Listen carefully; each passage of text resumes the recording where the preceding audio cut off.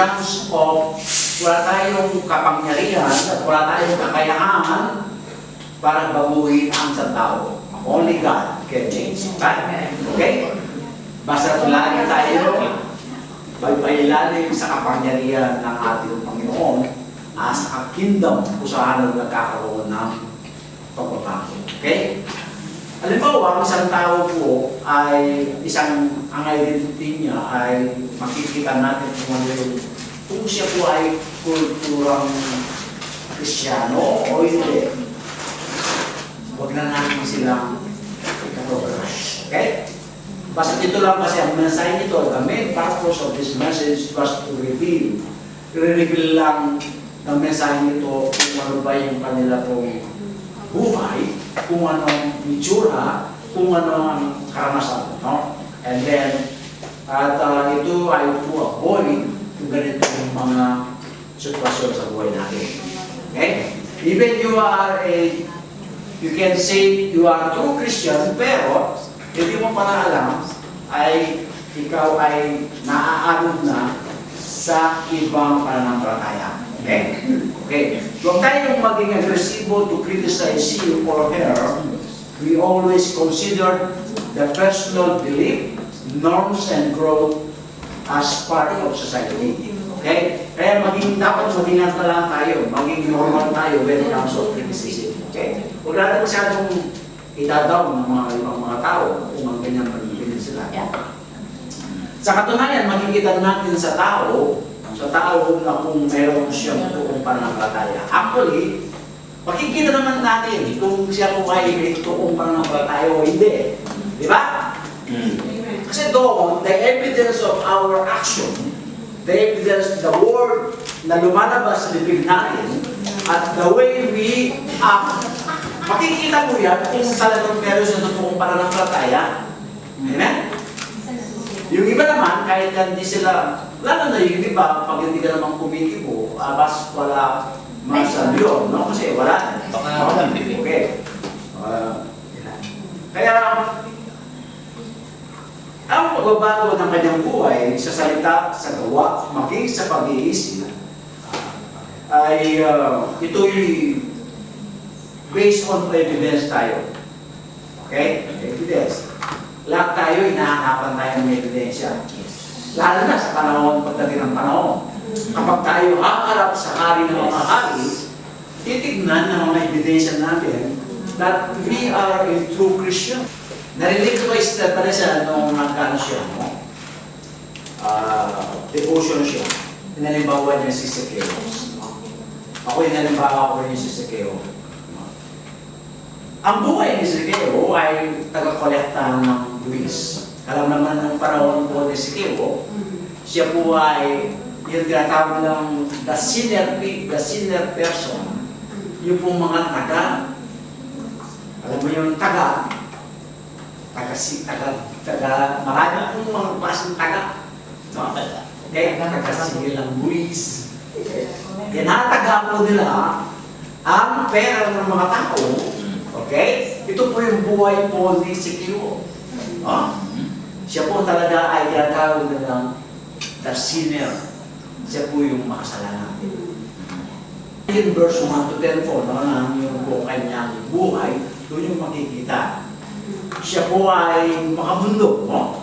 Hanggang, alam po ninyo, sa panahon po ni Sekeo, narinig na niya si Jesus actually, no? Alam naman ninyo, bilang kung nagtatrabaho sa gobyerno, at ikaw ay taga-sigil ng buwis, ay alam mo yung mga bali-balita. Pero actually, kanyang kaalaman is just only an information kung sino si Jesus. But, kaya hindi siya nagbabago through that information. Pero one day, na-meet niya personally si Jesus. So doon panahon na-meet niya, doon nagsimula siya na bago ang kanyang buhay. No? Kaya, we cannot blame, we cannot criticize other people kung ganyan mo buhay nila. Meron pong pagkakataon na we will meet personally ating Panginoon. Marami pong mga matigas na tao, no? Sinasabi ko, na sila'y talagang Para pang makita natin para wala nang pagbabago. Do not judge them. At one day, gagawa ng paraan ng Panginoon. Para kung ma-experience them personally kung sino ang Panginoon. Dito ay isang halimbawa po ito si Ezekiel. Before, it is like a culture Christian. But no mamit po ng Panginoon na pagbubuo ng buhay. To be a true Christian. Okay? Maaari din ngayon na magiging sitwasyon ng mga natin, no? Kagaya na kay Ezekiel. Sometimes kasi tayo po ay hindi nasa alanganin tayo minsan. Kung yan ba ay it is lawful, according to the Bible, not all lawful, it is advised to follow. Diba? Meron din kasi mga sinasabi natin lawful na dapat natin gawin, ay gagawin natin. No? Pero hindi lahat na sinasabi natin lawful, hindi naman nakakatulong sa para-paratay natin. Huwag natin gagawin. Okay? Bagamat ngayon, wala pa sa kanila ang totoong pag-isa kay Jesus, hindi imposible na pag-uwi sila ng Diyos. Hintayin natin. Huwag kayo pong apurado. No? Minsan, mas nauna pa tayo sa Panginoon. Okay? Para pag-uwi ng isang tao. Di ba? Gusto natin ang galagan. Pero ang sabi ng Panginoon, no, wait. Meron pong pagkakasoon para sa buhay. Merong mga gagawa ng mga sitwasyon. Kasi kung tayo masusunod kasi, ay parang real ang pagbabago ng isang tao. No? Gusto mo, kagalagan. Pero ang sabi ng Panginoon ay no. Kasi kapag nagadagat, yung hindi po malalim, kailangan masusugat ka muna. Masusugatan ka muna para madama mo, maintindihan mo ang sakit ng paano. No? Kasi po yung mga nagbabagong dumataan muna sa isang matinding pagsubok, alam po ninyo yan. Pag nabago po yan, hindi na pwedeng bumalik yan. No? Okay? Ito tatlong paraan para makilala natin at maiwasan ang cultural vision. Ano ba yun? Kasi nga sa panahon natin ngayon, we are living in the kingdom. Ngayon kasi sa panahon natin ngayon, we are living in the kingdom today. Actually. Hindi pa yung panglangit. Dito pa lang sa lupa, nasa kingdom na tayo ng Panginoon. Ibig sabihin, sumurrender tayo sa Panginoon, kinilala natin bilang hari ng Panginoon, we are in the kingdom ng Panginoon. Ang tatlong ito ay hindi para legalan kayo o i-legal po kayo. No, hindi.